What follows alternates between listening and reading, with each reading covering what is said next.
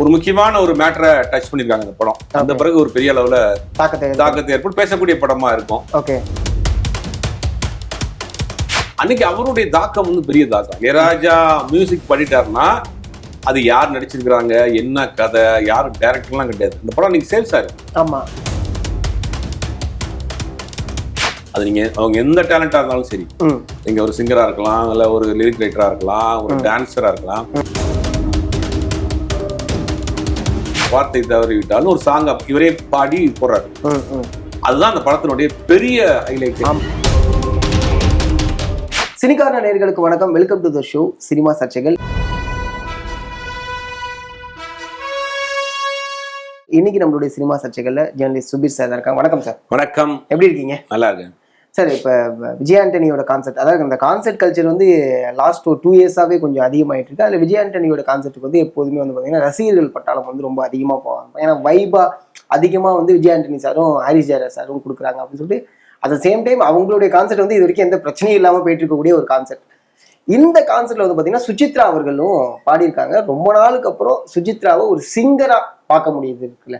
So ஓவராலா இந்த விஜய் ஆண்டனி அதை சுற்றி இருக்கக்கூடிய இந்த கான்செப்ட் கல்ச்சரே வந்து கொஞ்ச நாளா ஓஞ்சி போயிருந்தது. இளையராஜா கண்டங்கள்ல வந்து ஒன்லி பாடிட்டு மட்டும் போவாங்க. இப்ப ஆடிட்டு சேர்த்து போறாங்க, டான்ஸோட சேர்ந்து பண்றாங்க. இந்த வேடன், சுசித்ரா, நிறைய சந்தோஷ் நாராயணன் அப்படி நிறைய பேர் இன்னைக்கு பண்ணிட்டு இருக்காங்க.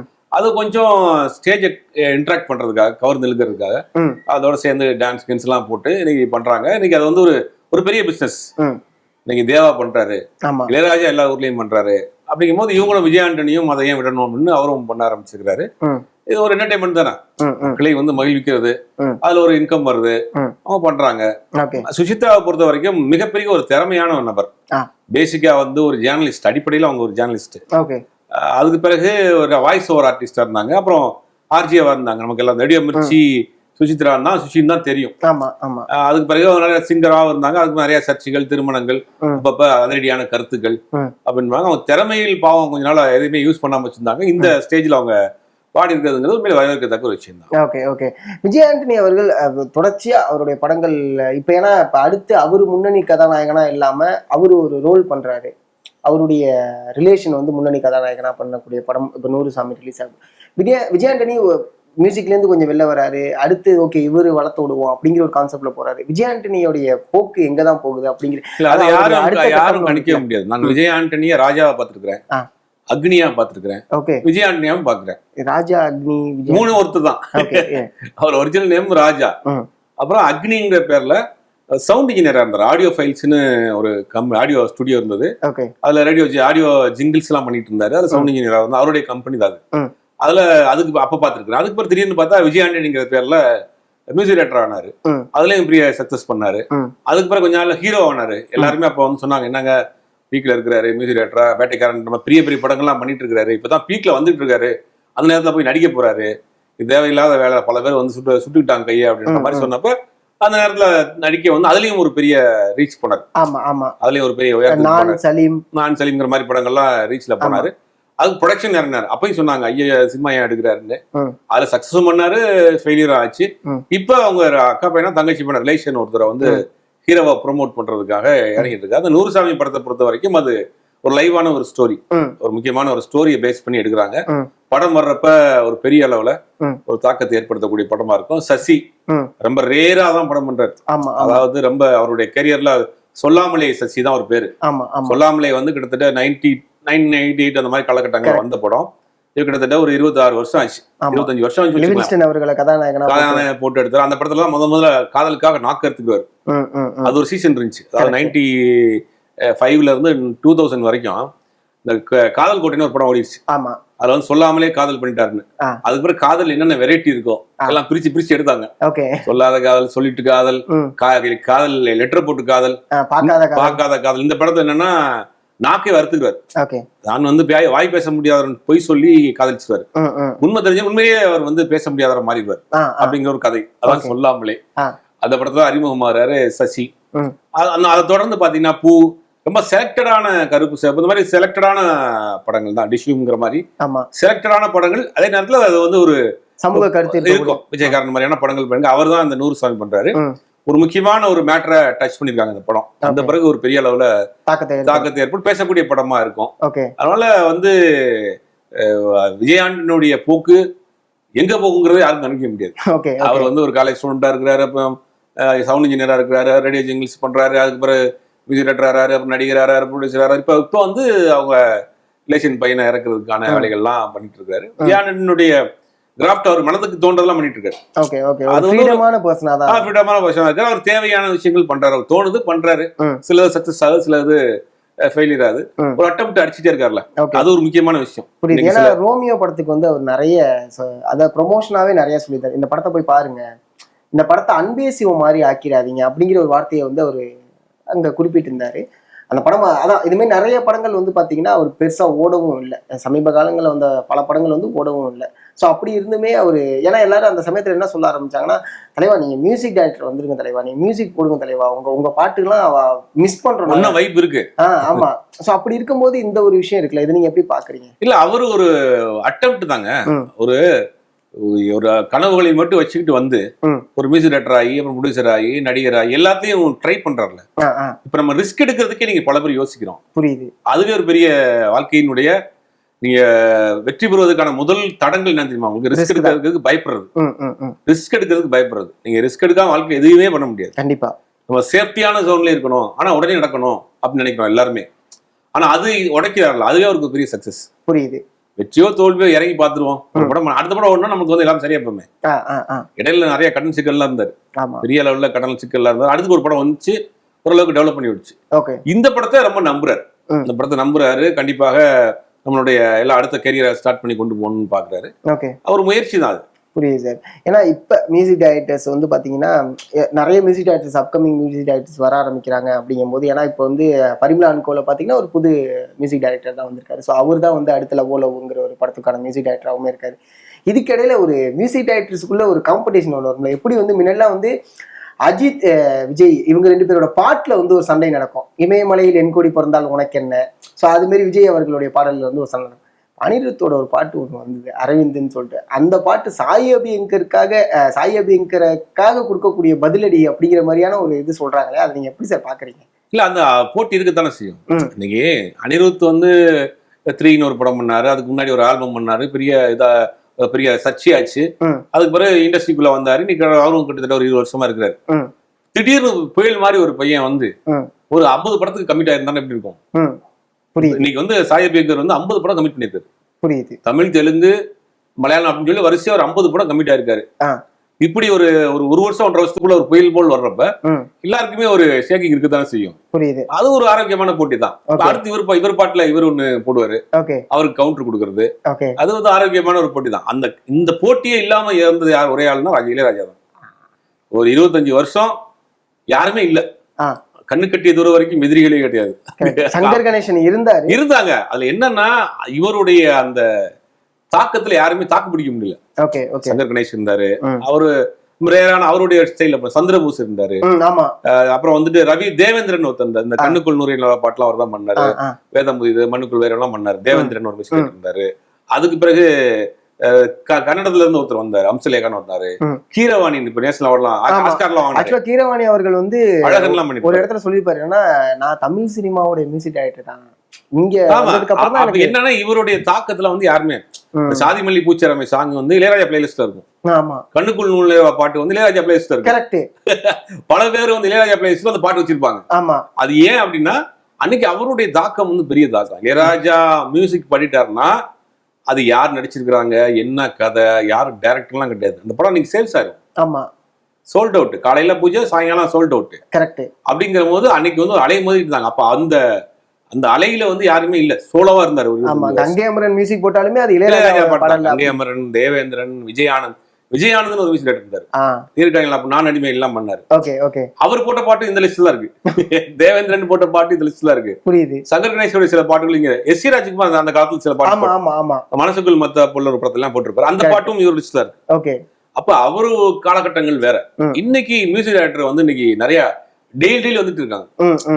டெய்லி வர்றாங்க. அதுலயும் வந்து ஒரு ஹெவி காம்படிஷன்னா சாய் அண்ட் அனிருத் தான். அப்ப அனிருத்துக்கு அந்த ஒரு போட்டி இருக்கத்தானே செய்யும். நம்ம வந்து 20 வருஷமா உட்காந்துருக்கோம். திடீர்னு ஒரு பையன் வந்து 50 படம் பண்ணிட்டு இருக்காரு அப்படிங்கும் போது அந்த ஒரு ஹெவி காம்படிஷன் இருக்குதானே செய்யும். புரியுது. ஏன்னா அதுலயே ஒரு வார்த்தை, அந்த பாடல்லே ஒரு வார்த்தை வரும், இது மாதிரி ரீல்ஸுக்கு 4000 ரூபாய், டான்ஸுக்கு 10,000 ரூபாய், ட்வீட்டுக்கு 5000 ரூபாய், இதை நிப்பாட்டு ஐயப்பா அப்படிங்கிற மாதிரி. அதாவது இந்த பாடலை இப்படிதான் ப்ரமோட் பண்றாங்க. நான் வந்து நல்ல பாட்டு கொடுத்தேன்னா அதை வந்து இல்ல ஒரு குற்றச்சாட்டு இருக்குங்க. சாய் அபியங்கருடைய இந்த இவ்வளவு பெரிய ரீச்சுக்கு பின்னாடி ஒரு பிஆர் டீம் பெரிய அளவு வேலை செய்யறாங்க. அதை மாற்றுக்கிறதே கிடையாது. ஏன்னா இன்னைக்கு பிஆர் டீம் இல்லாம மனுஷனா இருக்கிறமா இல்லையாங்கிறது தெரியாது. எல்லாத்துக்கும் பிஆர் தேவைப்படுது. அப்ப சாய்க்கு வந்து ஒரு பிஆர் இருக்காங்க, ஒரு பெரிய லெவல் பிஆர் பண்றாங்க. ஆனா அதே நேரத்துல அவருக்கு திறமையும் இருக்கு. அவர் போற பாட்டு இன்னைக்கு உள்ள ஜென்சி அல்பா ஜென்சிக்கெல்லாம் ரீச் ஆகுது. அதோட சேர்த்து பிஆரும் பண்றாங்க.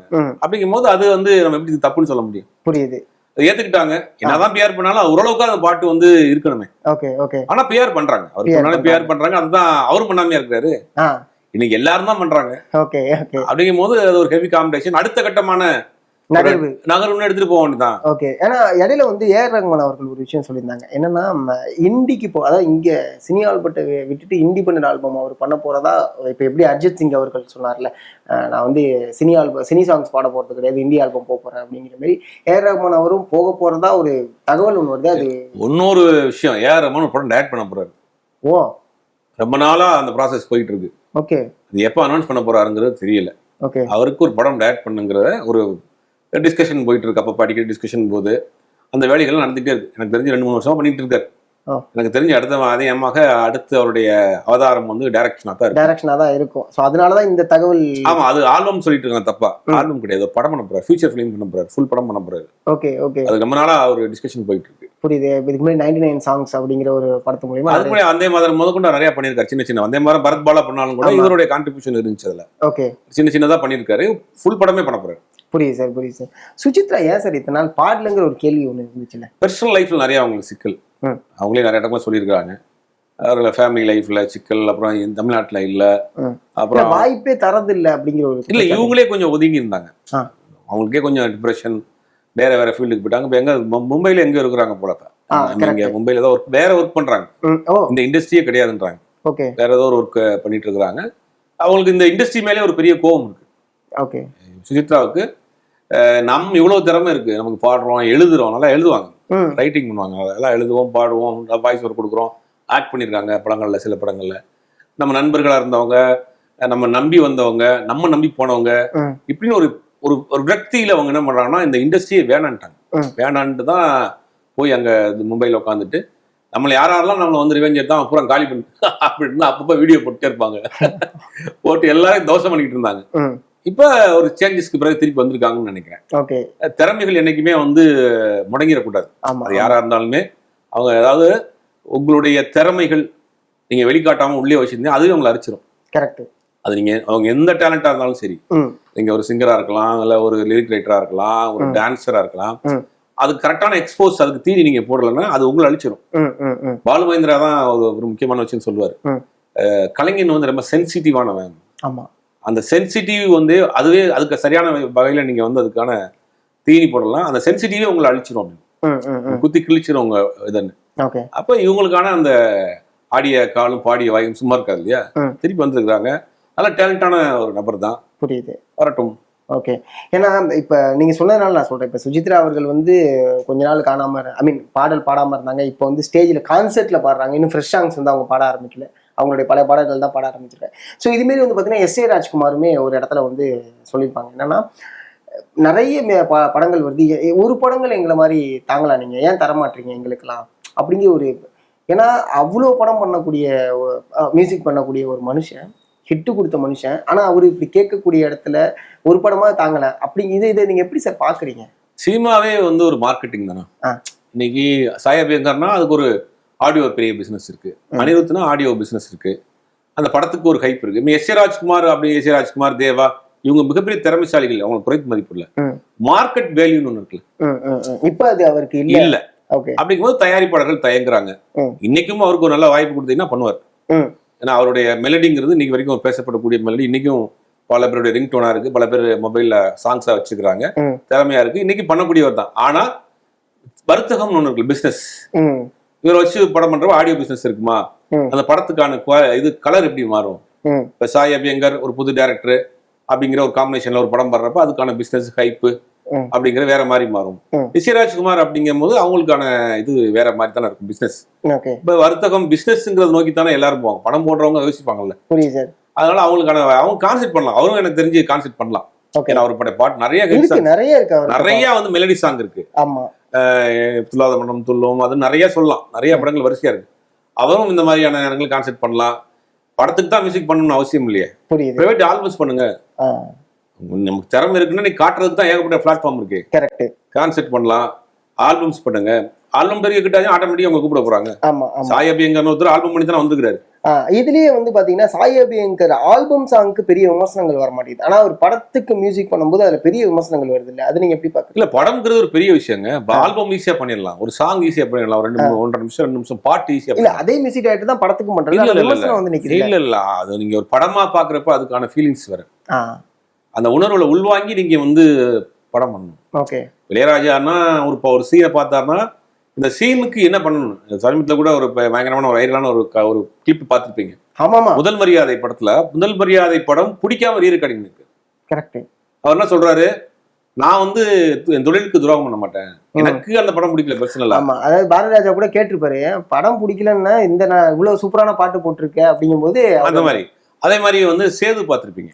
சேது படம் வந்து நீங்க இதெல்லாம் தெரியும், அந்த பாட்டுக்கிட்டலாம் ஓகே. ஆமா, அந்த படத்துல கிளைமேக்ஸ்ல அந்த பாட்டே கிடையாது. கிளைமேக்ஸ்ல விக்ரம் வந்து ஒரு மனநலம் பாதிக்கப்பட்டவரா ஒரு மனநல காப்பகத்துல திருப்பாரு. அவருடைய காதலிச்ச அந்த பெண் வந்து இறந்து போயிடுவாங்க. அப்போ அவர் வேன் வந்து நிற்கும், மனநல காப்பகம் போட்டு ஒரு வேன் வந்து நிற்கும். அந்த வேன்ல இருந்து அவர் இறங்குவாரு விக்ரம், அப்படியே கேமரா ஸ்டடி கேம் ஃபாலோ பண்ணி போகும். உள்ள போவாரு, ஒரு அக்ரஹாரத்துடைய ஒரு அட்மாஸ்பியர்ல ஒரு வீடு இருக்கும், அந்த பொண்ணை போட்டிருப்பாங்க. இவர் போய் பார்ப்பாரு, அவர் எல்லாத்தையும் பார்ப்பாரு, அழுவாரு, அவர் எல்லாரையும் திரும்பி பார்ப்பாரு. எல்லாரும் அந்த பொண்ணை நீங்க காப்பாற்ற முட்டீங்கிற எல்லாமே சைலண்ட் ஷாட்ஸ். அது பார்த்துட்டு திருப்பி வந்து என்ன பண்ணுவாரு, இந்த மனிதர்கள் மத்தியில் நான் வாழ்றது, திருப்பி நான் அங்கேயே போறேன் ஏறி போயிடுவார். இது லென்த்தியான சைலண்ட் ஷாட். இளையராஜா பாக்குறாரு. இதை வந்து நீங்க அப்படியே ஒரு ரீரெக்கார்டிங்க வாசிப்பாருன்னு எல்லாம் நினைச்சாங்க. ஆனா என்ன பண்றாரு, இந்த ரீரெக்கார்டிங்கா போடுறதை விட இந்த இடத்துல ஒரு சாங்கா போட்டா நல்லா இருக்குமே அப்படின்னு ஒரு சாங்கா போடுறாரு. வார்த்தை தவறி விட்டாலும் ஒரு சாங்கா இவரே பாடி போடுறாரு. அதுதான் அந்த படத்தினுடைய பெரிய ஹைலைட்.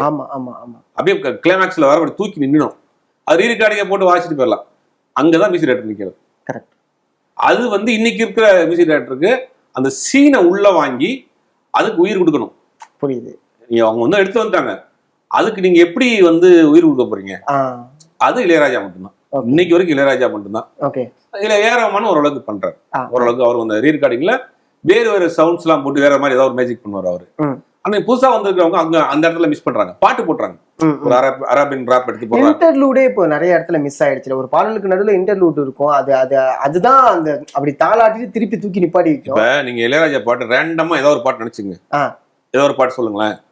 ராசாத்தி ஒண்ணு. ஆமா, அந்த பாட்டினுடைய பல்லவி ஒரு பாட்டா இருக்கும், சரணம் ஒரு பாட்டா இருக்கும், ஓகே, செகண்ட் சரணம் ஒரு பாட்டா இருக்கும், வேற வேற பாட்டா இருக்குங்க. அது இது வந்து வேற எந்த மியூசிக், இது ரொம்ப ரிஸ்க். அது புரியுது. இப்போ மியூசிக் டைரக்டர் என்ன பண்ணுவாங்கன்னா ஒரு டியூன் பண்ணிட்டு ஏதாவது ஒரு ட்ராக் எடுத்து போட்டு அதை மேட்ச் பண்ணிடுவாங்க. ஓகே, அது ஒரு சாங்கா போயிடும். ஏன்னா அந்த சாங் ரிப்பீட்டடாவே வராது. புரியுது. 30 வருஷத்துக்கு முன்னாடி போட்ட பாட்டு இளையராஜா பாட்டு இன்னைக்கு ஏன் கேட்கறாங்கன்னா ஒரு பாட்டுக்குள்ள இவ்வளவு இருக்கும். கரெக்ட். அவர் எப்பயுமே இன்ஸ்ட்ருமெண்ட்ஸ்க்கு வந்து இம்பார்ட்டன்ட் கொடுக்க மாட்டாரு. அவருடைய மொத்த பாட்டுலயுமே அவர் மொத்த இன்ஸ்ட்ருமெண்ட்லயுமே ஒரு 5 இன்ஸ்ட்ருமெண்ட் வச்சிருப்பாரு. அதுக்குள்ளதான் இருக்கும், தபலா இருக்கும், வயலின் இருக்கும், ஃப்ளூட் இருக்கும், இந்த பெல் சவுண்ட் இருக்கும், அந்த செல்லோ இருக்கும், சில நேரம் சென்னாய் யூஸ் பண்ணுவார். இந்த இன்ஸ்ட்ருமெண்ட் தவிர வேற எந்த இன்ஸ்ட்ருமெண்ட் யூஸ் பண்ண மாட்டாரு. அவருடைய இது என்னன்னா டியூன் தான். டியூனுக்கு உயிர் கொடுக்கணும். அதுவும் பல்லவி ஒரு டியூனா இருக்கணும், சரணம் ஒன்னா இருக்கணும், செகண்ட் சரணம் ஒன்னா இருக்கணும். இந்த மாதிரி அதுல வந்து அவ்வளவு வேரியேஷன் இருக்கு. அதனாலதான் 40 வருஷம் கழிச்சு இந்த பாட்டு நிக்குது. புரியுது. 3வது ஜென்சி ஆல்பா வரைக்கும் இந்த பாட்டை கேட்கறான். அப்படின்னா என்னன்னா ஒரு பாட்டுக்கு இவ்வளவு மெனக்கெடுதல். கரெக்ட். அதே மாதிரி ரீரெக்கார்டிங் நம்ம அடிக்கடி ஏதாவது சேனல்ல பாக்குறோம், டிவில பாக்குறோம். அப்படிங்கும் போது அந்த சீன் அப்படி தூக்கி நிப்பாட்டுறது வந்து ரீரெக்கார்டிங் தான். ஒரு எமோஷனல் வந்து நீங்க காமெடியை வந்து ஒரு டைமிங்ல சொல்லிட்டு போயிடலாம், இல்ல ஒருத்தர் நடந்து வர்றத காமெடியை காமிச்சிட்டு போயிடலாம், ஒருத்தருடைய முகபாவனத்தை வச்சு காமெடியை காமிச்சிட்டு போயிடலாம். எமோஷனல் வந்து அது கண்டிப்பாக அங்க ஒரு மியூசிக் தேவைப்படும். அந்த எமோஷனலா மியூசிக் வழியா கன்வே பண்றதுக்கு இன்னைக்கு இருக்கிற பலர் தடுமாறுறாங்க. அது இளையராஜா சர்வசாதாரணமா பண்ணுவார். புரியுது சார், புரியுது. அதனாலதான் இவங்களுக்கு வந்து விமர்சனம் வருது. பாட்டு எல்லாம் போட்டுறா. பாட்டு என்ன பண்றாங்க அப்படின்னா, நீங்க ஏதாவது ஒரு ஆப்பிரிக்கன் ஒரு பாம்போ சாங் எடுக்கிறாங்க, ஒரு அரேபியன் சாங் எடுக்கிறாங்க, எங்கேயாவது எடுத்து போட்டு மிக்ஸ் பண்ணி அதுல கொஞ்சம் ஒரு பீட் போட்டு ஏதோ ஒரு சாங்கை போட்டு மேட்ச் பண்ணிடுறாங்க. ரீரெக்கார்டிங்கா வந்து அந்த ஸ்கீனை பார்த்து இந்த சீனுக்கு நீங்க ரீரெக்கார்டிங் வாசிங்கன்னு அந்த ஃபீல் உணர்ந்து தான் நீங்க பண்ண முடியும். புரியுது. அங்க மிஸ் பண்றாங்க எல்லாரும். ஓகே, அதுதான் அவங்க நோக்கி வரக்கூடிய விமர்சனங்கள். புரியுது சார். ரொம்ப நன்றி சார், உங்களோட நேரத்துக்கு மிகப்பெரிய நன்றி சார்.